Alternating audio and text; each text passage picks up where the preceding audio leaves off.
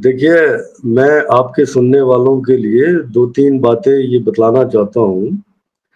कि ये जो सीज़ फायर हमास के साथ इज़राइल करेगा, मेरी नज़र में ये हमास की बहुत बड़ी विक्ट्री है। अगर आज के टाइम पे आप देखें, तो ऐसा लगता है कि देखिए खित्ते के जो बहुत सारे अरब और मुस्लिम मुल्क थे, उन्होंने हमास के इस ऑफर को, इस कंडीशनल एक्सेप्टेंस का वेलकम किया है, और जो ट्रंप ने ऑफर किया था उसमें भी उन्होंने अपनी कंसेंट दी थी। तो वो लोग चाहते हैं कि गजा के अंदर जंग बंदी हो, तो इस खित्ते के कंट्रीज भी चाहते हैं, ऐसा लगता है अमेरिका भी चाहता है फॉर वेरियस रीजंस। लेकिन इस सारे रास्ते में एक ही सबसे बड़ी रुकावट है, और वो है नेतन्याहू।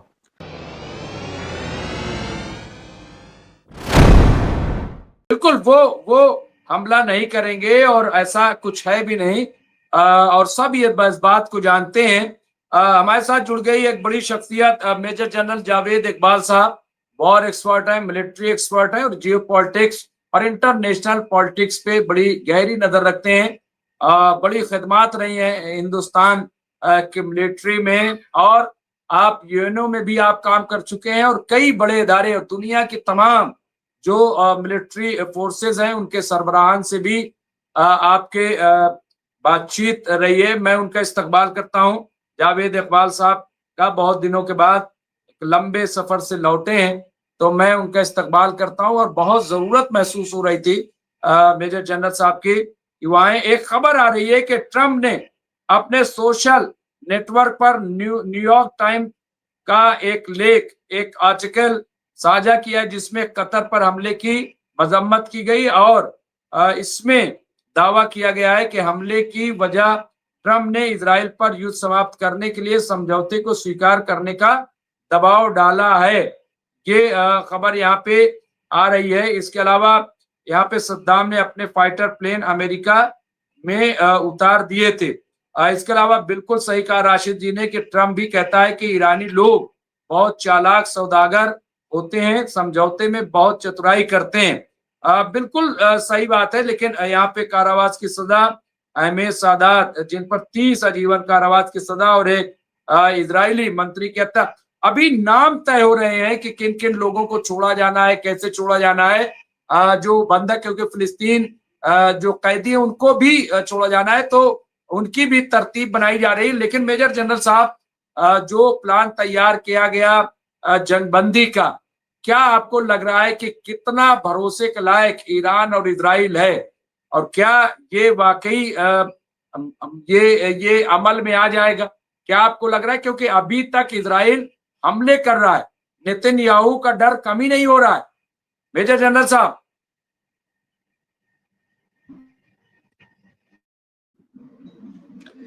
जी, अस्सलाम वालेकुम मुमताज भाई, आपको और आपके सभी सुनने वालों को, और जय हिंद।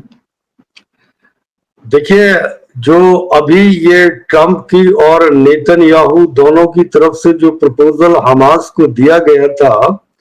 जिसका वो 20 या 21 नुकाती उनका प्रोग्राम है, अगर आप उनकी शर्तें देखें तो मेनली वही चीजें हैं जो अब तक इन दोनों के बीच डिस्कस होती रही हैं, और जिनमें के जो कैप्टिव्स है इजरायली, उनका रिलीज होना, उनके बदले में जो फिलिस्तीनी सिक्योरिटी प्रिजनर्स थे उनको इजरायली जेलों से छोड़ा जाना, गजा के अंदर से इजरायली फौज का विड्रॉ होना, और उसके अलावा गजा के अंदर सामान पहुंचाना, ताकि जो वहां की आवाम है इतने दिनों से, पिछले 2 सालों से वो जिस तकलीफ का सामना कर रही है, उसके लिए खाने पीने का, शेल्टर का और गजा के रिकंस्ट्रक्शन का प्रोग्राम वहां पे शुरू किया जाए। लेकिन जो एक और चीज इसके अंदर ऐड हुई है वो ये है कि देखिए गजा का फ्यूचर क्या होगा, और उस गजा के फ्यूचर में ये प्रपोज किया गया है कि इन सारी चीजों के बाद वहां पे एक इंटरनेशनल स्टेबलाइजिंग फोर्स आएगी जो कि बेस्ड होगी बहुत सारे मुस्लिम और अरब ममालिक के ऊपर, और वहां पे आने के बाद वो गजा का इंतजाम संभालेगी, और इंतजाम संभालने के बाद उसमें इजराइल की तरफ से ये दबाव है کہ یہ فورس حماس کو ڈسارم بھی کرے گی، لیکن جو انیشل جب یہ پروپوزل دیا گیا تھا اس کے اوپر حماس نے اور اسلامک جہاد نے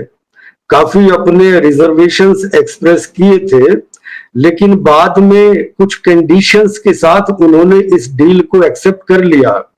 اور جو ان کی کنڈیشنز ہیں بیسیکلی یہ تھی، وہ یہ چاہتے تھے کہ جو فیوچر میں غزہ کے اندر گورنمنٹ آئے گی اس میں وہ یہ چاہتے ہیں کہ یہ فلسطین کی نیشنل ریکنسیلیشن ہو، جس کے اندر فلسطینیوں کے مختلف گروپ مل کے وہ اپنی ایک یہاں پہ ایڈمنسٹریشن قائم کریں، اور بعد میں جب فلسطین کی اسٹیٹ قائم ہو اس کے اندر پھر جب وہ جو فلسطینی اسٹیٹ اور آرمی ہوگی اس کو یہ اپنے ہتھیار سونپ سکتے ہیں۔ اور اس میں حماس کا یہ بھی کہنا ہے کہ بھئی وہ جو وہاں پہ سیٹ اپ بنے گا حماس بھی اس کا حصہ رہے گا، وہ اس کو حماس کو اس سے الگ نہیں کیا جا سکتا۔ تو جس کو ٹرمپ نے جس کا ویلکم کیا، اور اس کے بعد سے انہوں نے نیتن یاہو کو یہ بولا کہ آپ یہ ہوائی حملے اپنے روکیں، اور ہوائی حملے وہ روکے بھی گئے تھے لیکن آج وہ دوبارہ سے کیے گئے، جس میں پھر وہ شدید لوگوں کی وہاں پہ جانیں گئیں۔ اب جو آگے اس کا مرحلہ یہ ہے کہ ان ساری ڈیلز پہ ڈسکشن کے لیے مصر کے اندر اسرائیل کے جو نیگوشیٹر ہیں وہ پہنچ چکے ہیں، حماس کے نیگوشیٹر وہاں پہ رہیں گے، اور جو امریکہ کے ریپرزینٹیٹیو ہیں وٹکاف اور جیرڈ کشنر جو ان کے سن ان لا بھی ہیں وہ بھی وہاں پہ پہنچیں گے۔ اور یہ جو انیشیل ڈیل ہے جس کو ٹرمپ ایک طرح سے اپنا پریسٹیج ایشو بھی بنا کے دیکھ رہے ہیں، اس بارے میں بات چیت ہوگی کہ اس کو کیسے امپلیمنٹ کیا جا سکتا ہے۔ میری نظر میں اگر حماس کے نظریے سے یا اسلامک جہاد کے نظریے سے دیکھیں، وہ دو تین چیزیں اس میں یہ چاہتے ہیں اس سمجھوتے سے۔ اور پہلی جو ڈیل ہے جو حماس یا وہ فلسطینی مزاحمتی گروپ جو غزہ کے اندر اسرائیلی فورس کا سامنا کر رہے ہیں، انہیں اس بات کا بڑا احساس ہے کہ دیکھیے پچھلے 2 سالوں میں جس طرح سے ان کے سارے انفراسٹرکچر کو ڈسٹروائے کیا گیا، ان کی سویلین آبادی کو خاص طور سے عورتوں اور بچوں کو نشانہ بنایا گیا، اور جس طرح سے وہاں پہ غزہ کے اندر ایک ٹائم پہ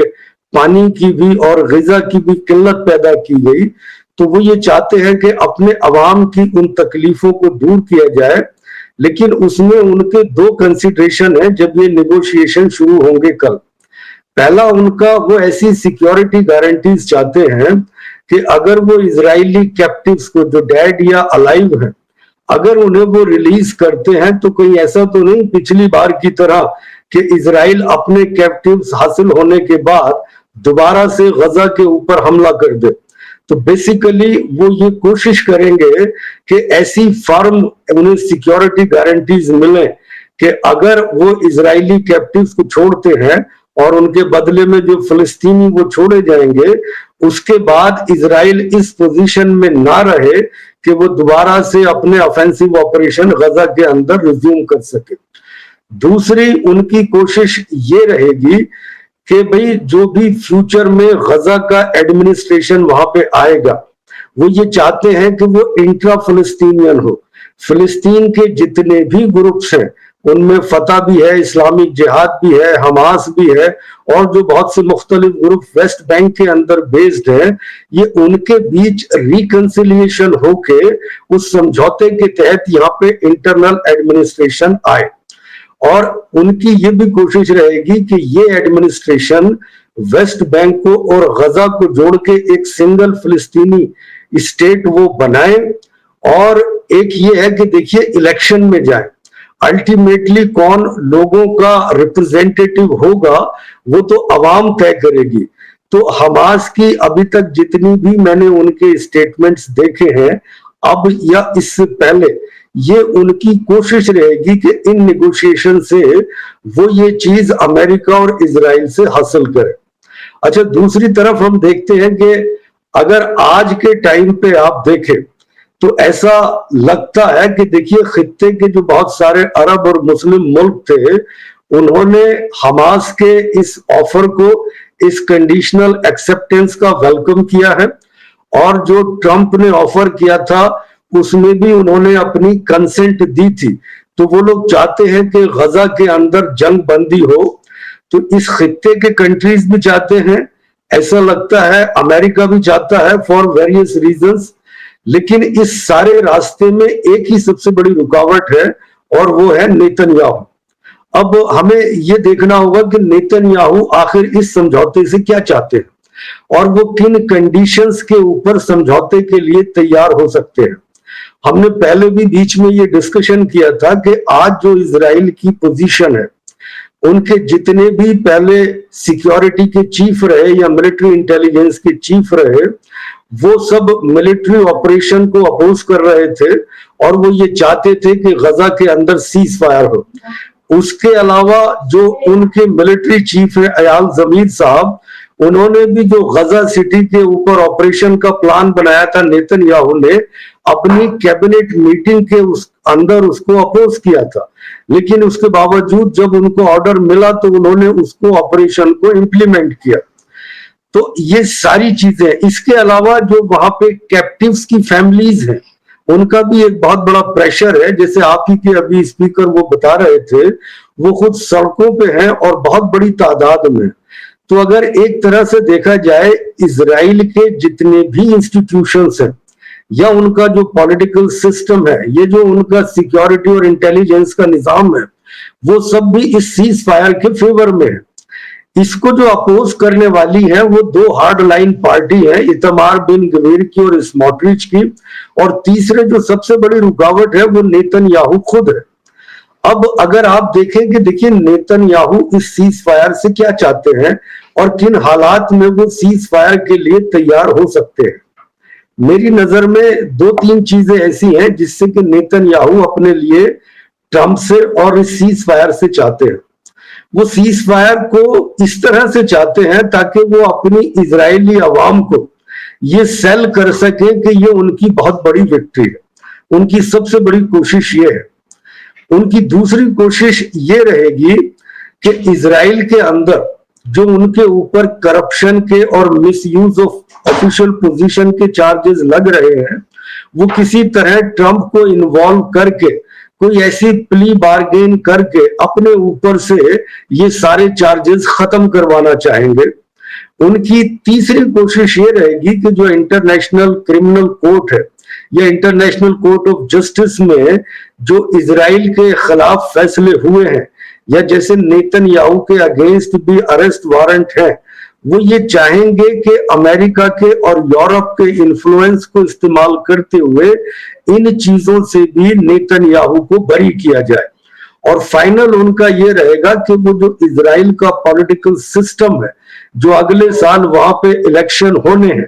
وہ ان الیکشنز میں اسی طرح پارٹیسپیٹ کریں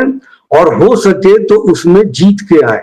اب یہ بیسیکلی نیتن یاہو اپنے اس جو آفر آیا ہے غزہ میں سیز فائر کا,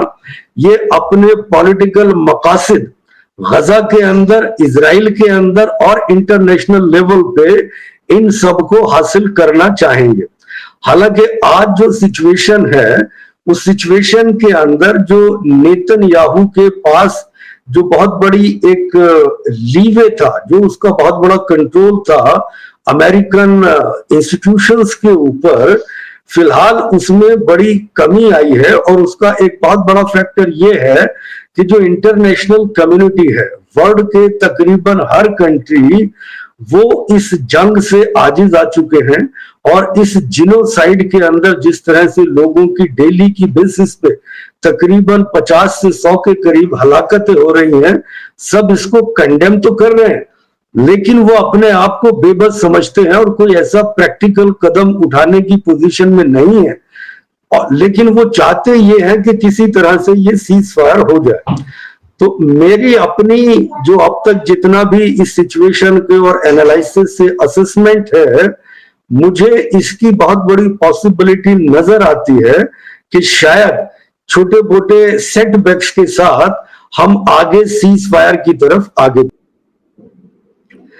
دیکھیے, میں آپ کے سننے والوں کے لیے دو تین باتیں یہ بتلانا چاہتا ہوں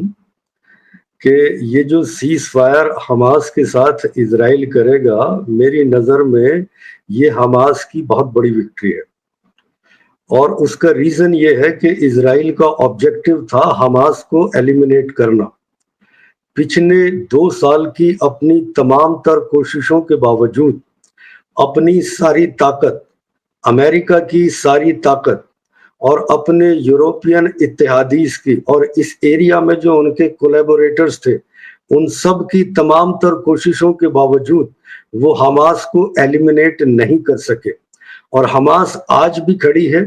مضبوطی سے کھڑی ہے، اور اسرائیلی فوج کا ایک خبر آ گئی ہے، میں اس کو اپڈیٹ کر دیتا ہوں، معافی چاہتا ہوں، یہاں پہ بڑی خبر، ایک خبر تو یہ آئی ہے کہ کولمبیا کے، یہ جیدیپ سنگھ بندیلا صاحب نے اپڈیٹ کیا ہے، کولمبیا کے راشٹرپتی نے کہا ہے کہ اگر ٹرمپ غزہ اپنی فوج بھیجتا ہے تو ہم بھی اپنی فوج غزہ لڑنے کے لیے بھیجیں گے۔ بہرحال اعلان ہی صحیح، لیکن یہ ایک بڑا اعلان، اور اب اس طرح سے دوسرے ملک بھی سوچنے لگے ہیں کہ یہ بغیر جنگ کے مانیں گے نہیں، اب تو ان کے پاس فوج ہی بھیجنی پڑے گی۔ یہ جو اعلان آیا میں سمجھتا ہوں بہت ہی امپورٹنٹ ہے۔ اس کے علاوہ یو ایس نے اسرائیل میں اب اپنے تھاٹ کی جو ڈیفنس سسٹم ان کا ہے تھاٹ، اس کی تعداد 6 سے 11 کر دی ہے۔ بہرحال یہ تمام چیزیں جی کنٹینیو کریں، اور اس پہ بھی تھوڑا سے جی دیکھیے، میں یہ عرض کر رہا تھا، میری نظر میں، میرے ملٹری انالائسس کے اندر یہ حماس کی بہت بڑی فتح ہے،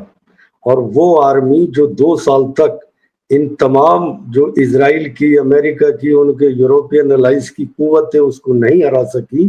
تو یہ حماس کی بہت بڑی جیت ہے۔ اور جتنی یہ ڈیلز ہو رہی ہیں ان کے اندر وہی ساری چیزیں ہیں جو پچھلی بار بھی طے ہوئی تھی، کہ اتنے سارے فلسطینی سیکیورٹی پرزنرز اسرائیل ریلیز کرے گا، وہاں پہ سپلائی لائن آئے گی، بہت بڑی سپلائی وہاں کے لوگوں کو دی جائے گی، اور وہاں پہ ریکنسٹرکشن ہوگا، ریہیبلیٹیشن کا پروگرام ہوگا۔ جو اسرائیل کا ارادہ تھا وہ غزہ کو خالی کرا کے، حماس کو ایلیمینیٹ کر کے وہاں پہ اسرائیلیوں کو بسانے کا تھا، ان میں وہ اپنے کسی ارادے کے اندر کامیاب نہیں ہوئے۔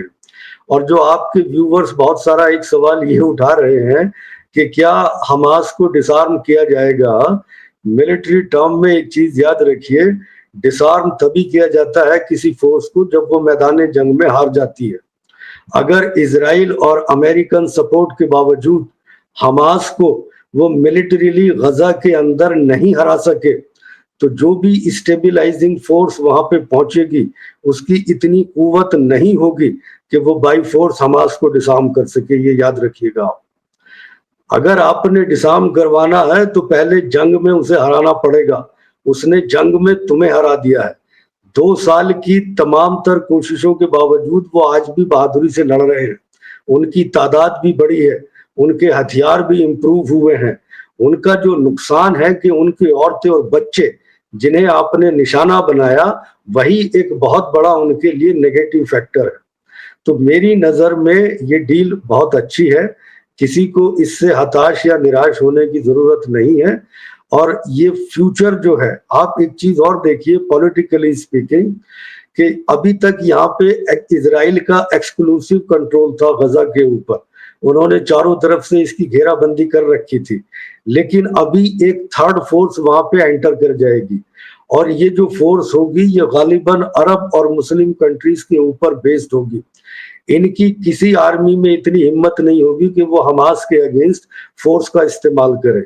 اور وہ جو فورس ہوگی اس کے اوپر اسرائیل کا بھی زور نہیں چلے گا۔ یہ سارے پولیٹیکل انڈیکیٹرز ایسے ہیں کہ اسرائیل کا کنٹرول جو غزہ کے اوپر تھا وہ ان کے ہاتھ سے نکل جائے گا۔ تو میری نظر میں یہ ڈیل بہت بہتر ہے، جو انہوں نے اپنی تھوڑی بہت کنڈیشنز رکھی ہیں وہ بہت ہی میننگ فل ہیں، اور ہتھیار اس لیے نہیں ڈالے جا سکتے کہ بھئی آپ انہیں ہرا نہیں پائے ہیں، بلکہ انہوں نے اسٹینڈ اسٹل بیٹل آپ کے ساتھ لڑا ہے۔ تو میری نظر میں یہ بہت اچھی ڈیل ہے، میں چاہتا ہوں کہ یہ ڈیل آگے بڑھے۔ اس میں جو آپ نے بات کہی کہ سب اپنی اپنی طرف سے اس طرح کی باتیں دھمکیاں دے رہے ہیں، اسے ہم کہتے ہیں پوسچرنگ۔ وہ سب اپنے اپنے ٹارگٹ آڈینس کو اپنی میسیجنگ کر رہے ہیں کہ یہ ڈیل ہمارے حق میں ہے، یہ ایک طریقہ ہوتا ہے پولیٹیکل ایکٹرز کا اپنی بیس کو مضبوط کرنے کا. ان تمام تر دھمکیوں کے اور ان تمام تر نیریٹیوز کے باوجود مجھے ایسا لگتا ہے کہ اس جو سیز فائر ہے اس میں جو حماس نے اپنی کنڈیشنل ایکسیپٹنس دی ہے یہ میری نظر میں ان کی بہت بڑی فتح ہے. اور مجھے نہیں لگتا کہ جو بھی اسٹیبلائزنگ فورس وہاں پہ آئے گی اس سے اسرائیل کا کنٹرول غزہ کے اوپر اور باقی ویسٹ بینک کے اوپر بھی میری نظر میں کمزور ہوگا اور ایک فلسطینی اسٹیٹ قیام میں آئے گی. کیونکہ جس طرح سے اس جنگ کے بعد دنیا کے اتنے سارے ملکوں نے اور خاص طور سے اسرائیل کے اتحادیوں نے فلسطین کو ایکسپٹ کیا ہے میری نظر میں یہ اس دشا میں ایک بہت بڑا قدم ہے. جی ممتاز.